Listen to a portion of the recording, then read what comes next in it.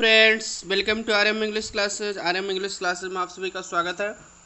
आइए आज हम इडियम्स एंड फ्रेजेस का पार्ट 3 देखते हैं, जो कि बहुत ही महत्वपूर्ण सीरीज चला रहे हैं। ये परीक्षा में हर साल पूछे जाने वाले वर्ड हैं। किसी भी एग्जाम में, चाहे कॉलेज हो या कॉम्पिटिटिव हो, हर एग्जाम में ये पूछे जाते हैं। इससे पहले मैं 2 पार्ट बना दिया हूँ, अगर आप नहीं देखें तो उसको आप प्ले लिस्ट में जाके देख लीजिए। आज हम बी से जितना है इंपॉर्टेंट सब बना देंगे, फिर इसके बाद की वीडियो में आपको सी से डी से इस तरह से मिलते रहेंगे। तो चलिए देख लेते हैं पहला बाई फिट्स एंड स्टार्ट्स। ठीक है, तो इस वर्ड का मीनिंग क्या होता है, इसकी ट्रिक क्या है याद करने की। हम सभी इडियम्स जो है कहाँ से ओरिजिन हुआ है, कैसे बना है, या फिर उसके पीछे की क्या ट्रिक है, तो ये सब बता दूंगा ताकि आपको एक ही बार में याद हो जाएगा। तो चलिए देख लेते हैं पहला by fits and starts. By fits and starts माने क्या होता है? अनियमित रूप से, इरेगुलरली जिसको कहते हैं, या एट रैंडम भी कहते हैं इसको। तो वाक्य प्रयोग में इसको देख लेते हैं ताकि भूले ना। The students who study bye fits and start. The students माने ऐसे विद्यार्थी हु स्टडी जो अध्ययन करते हैं बाय फिट्स एंड स्टार्ट, अनियमित रूप से, जनरली फेल, वे सामान्यतः क्या हो जाते हैं? फेल हो जाते हैं। जो विद्यार्थी अनियमित रूप से अध्ययन करते हैं वे सामान्यतः क्या होते हैं? फेल हो जाते हैं। इस मुहावरा का अर्थ है, तो याद करने की ट्रिक क्या हो, बाय फिट्स एंड स्टार्ट माने अनियमित रूप से। अब फिट माने क्या होता है? उपयुक्त ढंग से।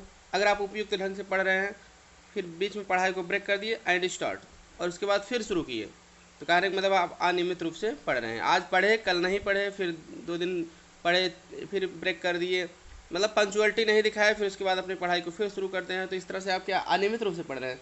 अगर नियमित रूप से मतलब आप डेली आप उतना ही टाइम पढ़िए, क्लियर, जैसे 1 घंटा 2 घंटा जो भी पढ़िए डेली पढ़िए, तो नियमित रूप से। नहीं तो अनियमित रूप से आप पढ़ रहे हैं, तो जो बच्चे अनियमित रूप से पढ़ते हैं कि 1 दिन पढ़ते हैं 4 दिन नहीं पढ़ते, तो वो क्या होते हैं? जनरली फेल हो जाते हैं। इस तरह से आप आराम से सेंटेंस में ये इसका यूज़ भी कर लें कि ऐसे विद्यार्थी जो अनियमित रूप से पढ़ते हैं, तो वो क्या होते हैं? जनरली फेल हो जाते हैं, सामान्यतः फेल हो जाते हैं। तो आई होप समझ में आ गया होगा। अगला इडियम्स देखते हैं, by leaps and bounds. By leaps and bounds माने क्या होता है? दिन दूना रात चौगुनी बढ़ना, जिसको कहते हैं बहुत तेज़ी से। ठीक है, बाय लीप्स एंड बाउंड्स, इसका हिंदी में मुहावरा दिन दूना रात चौगुनी, लेकिन ओरिजिनली मीनिंग इसका क्या होता है? तेज़ी से, बहुत तेज़ी से, वेरी रैपिडली। याद कैसे होगा? देखिए, लीप माने उछलना होता है, बाउंड माने भी उछलना होता है। जैसे बाउंस कहते हैं, गेंद बाउंस कर रही है तो मतलब बाउंड। ठीक है, बाउंड मतलब बांधना भी होता है, बांधा हुआ भी होता है। तो बाय लीप्स एंड बाउंड मतलब यहाँ लीप एंड बाउंड मतलब उछलना। लीप माने उछलना होता है। उछलना का मतलब क्या? जैसे कहते हैं आप कि भारत की जनसंख्या बहुत तेज़ी से उछाल मार रही है, मतलब उस आज ठीक है 125 करोड़ है, जल्द ही उछाल मार के 126 करोड़ हो गए, फिर 35 करोड़ हो गई, इस तरह से बढ़ती ही जाती रहती है। अब सुनते हैं कि सेंसेक्स इतना उछाल कर इतना पहुंच गया, मतलब क्या? बढ़ गया। ठीक है, वो भी बहुत तेज़ी से। तो ठीक है, तो बाय लिप्स एंड बाउंड्स का मतलब ये है उछालने के द्वारा, यानी कि बहुत तेज़ी से। इसे आजकल आप कह सकते हैं कि कोरोना के केस बहुत तेज़ी से उछल कर बढ़ रहे हैं, मतलब दिन दूना रात चौगुना बढ़ रहे हैं, मतलब बहुत तेज़ी से बढ़ रहे हैं। तो बाय लिप्स एंड बाउंड्स, बहुत तेज़ी से। तो इस तरह से आप उछलने का कनेक्शन बढ़ने से यहाँ कर दीजिए, आराम से याद हो जाए। सेंटेंस यूज कर लेते हैं, India's population is increasing by lips and bounds. Bharat की जनसंख्या इज इंक्रीजिंग, बढ़ रही है, बाय लिप्स एंड बाउंड्स, बहुत तेज़ी से। भारत की जनसंख्या बहुत तेज़ी से बढ़ रही है। इस तरह से आप सेंटेंस बना सकते हैं। जैसे the cases of corona is increasing by lips and bounds, इस तरह से आप भी सेंटेंस बना सकते हैं कि आजकल बढ़ रहे हैं। अगला सेंटेंस है इडियम एंड फ्रेज का। पहला इडियम एंड फ्रेज देख लेते हैं, by all means. By all means माने क्या होता है? निश्चय है। ठीक, तो बाय ऑल मीन्स का मतलब होता है निश्चय है। याद कैसे होगा? अब देखिए, ऐसे ट्रिग्नोमेट्री की आल माने सभी, मीन्स माने साधन होता है, स्रोत होता है। अगर सभी साधनों से आप कोई काम करेंगे तो वो काम क्या होगा? निश्चय ही होगा, सर्टेनली। बस सेंटेंस यूज देख लेते हैं, बाय ऑल मीन्स माने निश्चय he will pass the exam, वो एग्जाम को क्या करेगा? पास कर लेगा। निश्चय ही वह एग्जाम को पास कर लेगा, परीक्षा को पास कर लेगा। चलिए अगला इडियम्स देख लेते हैं, bring to book. Bring to book माने होता है सजा देना। तो ये मुहावरा याद कैसे होगा? ब्रिंग माने लाना, बुक माने किताब। जैसे आप सुने होंगे कानून, जैसे कानून की जब सुनवाई होती है तो जज होते हैं क्या कहते हैं? इस किताब पर, गीता की किताब वहाँ रखी जाती है, तो कहते हैं कि इस गीता पर हाथ रख के कसम खाओ, जो भी कहोगे सच कहोगे, सच के सिवा कुछ नहीं कहोगे। तो किताब तक लाना, उस किताब तक लाना यानी कि क्या, जब किताब तक ला के कोई आदमी कसम खाएगा, गवाही यानी होगी, तो दो जज जब निर्णय करते हैं, दो में एक को तो सज़ा देना ही देना है, दो पार्टी में से। तो इस तरह से ब्रिंग टू बुक माने सज़ा देना होता है। किताब तक लाने का मतलब वहाँ सज़ा देने से होता है। आराम से याद हो गया, वहीं से निकल कर आया। द मुहावरा, the naughty boy was brought to book by the principal. शरारती लड़के को प्रिंसिपल द्वारा क्या किया गया, किताब तक लाया गया था यानी कि सज़ा दिया गया था। बिटवीन साइला एंड चैरिब्डिस माने दो कठिनाइयों के बीच में, बिटवीन टू डिफिकल्टीज का तो होता है। तो बिटवीन साइला एंड चैरिब्डिस का मतलब क्या होता है, साइला। अब ये मुहावरा कहाँ से बन के निकला है इसको बता देना। ग्रीक भाषा में एक मिथोलॉजी है तो वहाँ से निकल के आया है। जैसे एक साइला, जैसे समुद्र होता है क्या, तो समुद्र में एक भंवर होता है, ठीक है, गहरी खाई होती है भंवर, और उसी का नाम था साइला, वहाँ रख दिया गया था। एंड चैरिब्डिस क्या, चैरिब्डिस नाम का एक राक्षस था। तो एक आदमी नाव से जा रहा था, मतलब वहाँ समुद्र को पार करना था उसको। तो हुआ क्या था कि एक साइड में वो भंवर था साइला नाम के, तो अगर उधर जाएगा तो भंवर में डूब जाएगा पक्का। वो बहुत खतरनाक भंवर थी, वहाँ जो भी जाता था अक्सर वो बचता नहीं था। और दूसरी साइड में एक चैरिब्डिस नाम का राक्षस था, ठीक है। तो वहाँ जो भी जाता था उस सिचुएशन में फंस जाता था, तो वो उसका असंभव था मतलब बचना, ठीक है। तो इस तरह से बहुत कठिनाई थी वहाँ पर, बहुत कम ही लोग बच सकते थे, नहीं तो मुश्किल से ही कोई बचता था। तो वो साइला एंड चैरिब्डिस, मतलब साइला नाम की वो भंवर थी और चैरिब्डिस नाम का राक्षस था। तो दोनों ओर खतरा ही खतरा था, ठीक है, क्योंकि वो भी अटैक कर देता था। तो उनके बीच में था वो, कहने का मतलब दो कठिनाइयों के बीच में था। अब इधर इसके दूसरे हिंदी सुनेंगे, इधर कुआं उधर खाई, मतलब चारों ओर परेशानियाँ ही परेशानियाँ होती हैं। क्लियर। अब जैसे फिल्मों में आप देखते हैं कि कोई गद्दार होता है या हीरो रहता है, तो क्या होता है कि किसी आदमी को कोई घेर लेता है, तो उधर ज़्यादा तब भी चार लोग रहते हैं, इधर ज़्यादा तब भी, दोनों ओर समस्या रहती है कि या किधर एक साइड में खाई है या आग लगा दिए हैं, तो एक साइड में लोग घेरे हैं। इस तरह से दो कठिनाइयों के बीच में आदमी फंस जाता है। चलिए इसका वाक्य में प्रयोग करके हम इसको क्लियर कर देते हैं।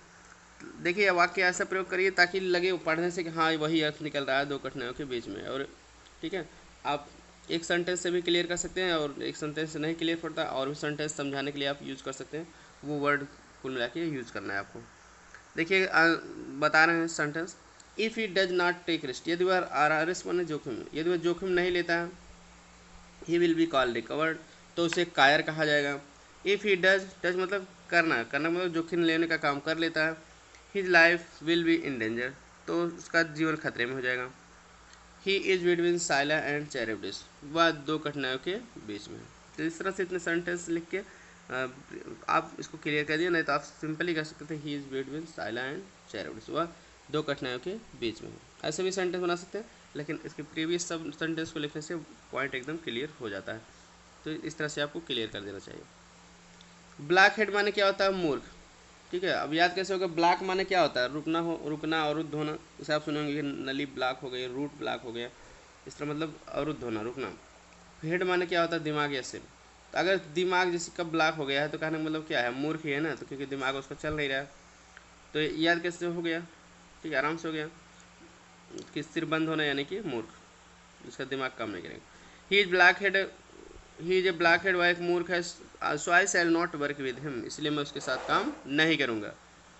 अगला देखते हैं, सातवां है इडियम्स है, बरी द हैचेट है। बरी द हैचेट माने फॉरगेट द पास्ट एनिमिटी, पुराने शत्रुता को भुला देना, ठीक है। तो याद कैसे होगा, इसमें जो कहानी निकल के आई है कि ग्रीक मिथोलॉजी में कि एक आदमी था तो वो दूसरे से झगड़ा करता था, क्लियर। तो हैचेट माने होता है कुल्हाड़ी, तो हैचेट माने क्या होगा, कुल्हाड़ी।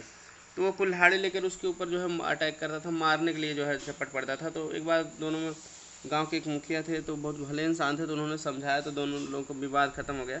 तब उस आदमी ने जो कुल्हाड़ी लेकर उसको मारता था, तो क्या किया, मारने दौड़ता था, तो क्या किया कि हैच कुल्हाड़ी को बरी मतलब दफनाना या गाड़ देना। कहा कि मैं इस कुल्हाड़ी को ही क्या कर रहा हूँ, गाड़ दे रहा हूँ, ठीक है, और इसको बाद कभी इसको खोद कर नहीं निकालूंगा, क्योंकि ये कुल्हाड़ी मेरे हाथ में रहेगी तो मैं इसको मारने के लिए दौड़ पड़ता हूँ, कंट्रोल नहीं कर पाता हूँ। तो इस तरह से वो कुल्हाड़ी को गाड़ दिए। तो इस तरह से पुरानी शत्रुता को क्या किया, भुला दिया। कहा कि हम पुरानी शत्रुता को भुला देंगे, अब हम लोग फ्रेंड हो जाएंगे, क्लियर, समझौता हो गया है। तो इस तरह से कुल्हाड़ी को गाड़ने का मतलब वहाँ क्या, पुरानी शत्रुता को भुला देना। यहाँ से मुहावरा निकल के आया। सेंटेंस में यूज कर लेते हैं, let us bury the hatchet and dispute is as the dispute is over. Let us bury the hatchet माने आओ पुरानी शत्रुता को भुला दें, एज क्योंकि द डिस्प्यूट इज ओवर, विवाद खत्म हो गया। आज मतलब क्यों किया, जैसा कि डिस्प्यूट माने झगड़ा या विवाद, तो झगड़ा ओवर हो गया, समाप्त हो गया। अगला मुहावरा है bread and butter. Bread and butter माने होता है जीविका, लिवलीहुड। तो याद कैसे होगा, ब्रेड माने रोटी होता है, बटर माने मक्खन होता है। अगर रोटी मक्खन अगर कोई आदमी खाने को पा रहा है यानी कि उसकी जीविका क्या कर रही है, चल रही है।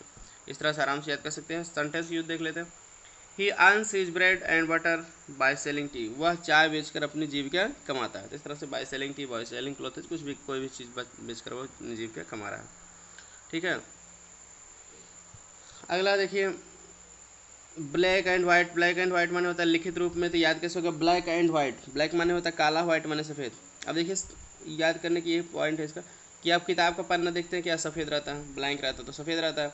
तब उस पर जो है हम कुछ टाइपिंग कर देते हैं तो क्या हो जाता है, काला हो जाता है। मतलब किताब ही लिख दिया जाता है तो काली स्याही से तो वो काला हो जाता है। तो वो काला हो जाने का मतलब क्या होता है, लिखित रूप में हो जाता है। तो ब्लैक सफ़ेद पन्ने पर जो है अगर काली इंक से लिख दिया जाएगा तो वो लिखित रूप में रहेगा ना। तो ब्लैक और वाइट अगर दोनों हो जाता है वो पन्ना, तो जान लीजिए लिखित रूप में है। I can forgive you. मैं तुम्हें क्षमा कर सकता हूँ if you apologise in black and white. यदि आप लिखित रूप में क्षमा मांगो। ठीक है, कहते हैं लिखित रूप में क्षमा मांगो तो मैं क्षमा कर सकता हूँ। अगला लास्ट इडियम्स है आज का जो है bell the cat. Bell the cat माने क्या होता है, खतरे में अगुआ होना। To lead in danger. तो लीड मतलब नेतृत्व होना, अगुवाई करना। डेंजर खतरे में अगुआ होना। तो ये मुहावरा याद कैसे होगा, तो ये मुहावरा बना है जो है कहानी से, जिसमें क्या थे कि बहुत सारे चूहे थे, एक बिल्ली थी। बिल्ली आके उन चूहों में से किसी न किसी को डेली खा लेती थी। तो एक दिन सारे चूहे जो है मीटिंग किए, तो उसमें एक बूढ़ा चूहा था, तो उसने सबकी मीटिंग किया, तो उसमें सुझाव मांगा गया। तो ठीक है, तो उस चूहे ने जो है एक चूहे ने सुझाव दिया कि देखिए बिल्ली से बचने का एक जुगाड़ बता रहा हूँ, रास्ता वो क्या है कि बिल्ली के गले में घंटी बांध दीजिए और आपने पास से एक बिल खोल लीजिए सब लोग। तो बिल्ली जब आएगी तो घंटी बजेगी, तो हम लोग उसी बिल में घुस जाएंगे, तो कोई बिल्ली नहीं खा पाएगी, मतलब कोई चूहा वो बिल्ली नहीं खा पाएगी। तो सब कहें योजना तो ठीक है, लेकिन ये बताओ घंटी कौन बाजेगा। तो जब घंटी बांधने की बात आई, सब कुछ जैसे सांप सूंघ गया, कोई बोल ही नहीं रहा। क्यों, क्योंकि जो भी घंटी बांधने जाएगा बिल्ली को, सबसे पहले बिल्ली उसी को खाएगी। तो क्योंकि वो खतरे में अगुआ होगा जो घंटी बांधेगा। इस तरह से जो है खतरे में बिल्ली के गले में घंटी बांधक मत का अर्थ क्या, खतरे में अगुआ होना, वहाँ से निकल गया। चलिए सेंटेंस यूज देखते हैं। Every students dislikes the new principal. प्रत्येक विद्यार्थी नए प्रिंसिपल को डिसलाइक माने नापसंद करता है। But nobody is ready to bell the cat by telling him so. लेकिन कोई भी नहीं, नो बॉडी मतलब कोई व्यक्ति नहीं, यानी कोई विद्यार्थी नहीं इज रेडी तैयार है, टू बेल द कैट खतरे में अगुआ होने के लिए, बाई टेलिंग हिम सो उन्हें ऐसा बता करके। मतलब प्रत्येक विद्यार्थी प्रिंसिपल को नापसंद करता है, लेकिन कोई भी उन्हें ऐसा बता करके खतरे में अगुआ नहीं होना चाहता। मतलब जब मान लीजिए कोई नए प्रिंसिपल आए इस कॉलेज में, बड़ा उन खड़ूस हैं, बहुत सख्त व्यवहार कर रहे हैं, अच्छा व्यवहार नहीं कर रहे हैं विद्यार्थियों को, लेकिन सब लोग जान रहे हैं कि पसंद तो नहीं करते हैं उसको, उस प्रिंसिपल को। लेकिन जो है कोई कह भी नहीं सकता कि हम आपको नहीं पसंद करते, क्योंकि उसी विद्यालय में पढ़ना है, तो प्रिंसिपल के से खिलाफत होना अच्छी बात नहीं है। तो इस तरह से जो है खतरे में अगुआ होगा जो उनको जो है बताएगा कि मैं आपको पसंद नहीं कर रहा हूँ। ठीक है, उसके खिलाफ कुछ एक्शन भी कभी ले सकते हैं। इस तरह से जो है कहेंगे बहुत शरारती हैं, तो आप आराम से याद कर सकते हैं। तो आई होप आपको मेरा इंटरेस्टिंग तरीके से समझ में आया होगा इडियम्स एंड फ्रेजेस कैसे याद किया जाएगा। वीडियो पसंद आया तो लाइक कर दीजिए, दोस्तों के साथ शेयर कर दीजिए। हाँ, कमेंट करके ज़रूर बताइए कि आपको वीडियो कैसा लगा। ठीक है, और जो है सभी दोस्तों के साथ शेयर कर दीजिए ताकि सभी इंटरेस्टिंग तरीका जान सके। और अगला पार्ट जानने के लिए अगर आप बेल आइकन को हमारे चैनल को सब्सक्राइब करके नहीं दबाए हैं तो आप बेल आइकन को ऑन रखें और चैनल को सब्सक्राइब करके रखें ताकि आपको अगले वीडियो की नोटिफिकेशन सबसे पहले मिल जाए। तो बने रहे मेरे साथ। ठीक है, thanks for watching this video. मिलते हैं नेक्स्ट वीडियो।